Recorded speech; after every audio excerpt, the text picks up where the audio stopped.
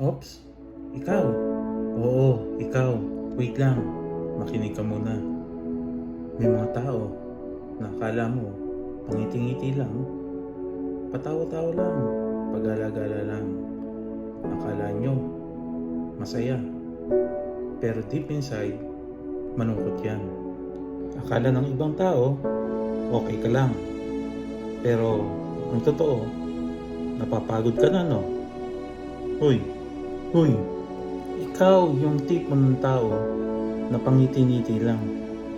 Pero pag uwi mo sa bahay, mag-isa ka na lang, hihiga, pero hindi makatulog.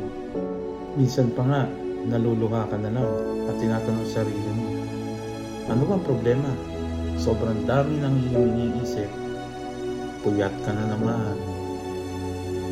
Kapag ka nakita mo ang kaibigan mo na sobrang tahimik at sa tingin mo'y walang pinoproblema, nagkakamali ka. Minsan, kamustahin mo naman siya. Tanungin mo, kamusta ka na? Okay ka lang ba? Baka deep inside, may mabigat na pala siyang dinadala. Sila yung mga taong hindi lumalapit at humihingi ng tulong. Ikaw na nanonood, kahit anong mangyari, laban lang, darating din ang panahon na makukuha mo rin ang iyong hinihingi.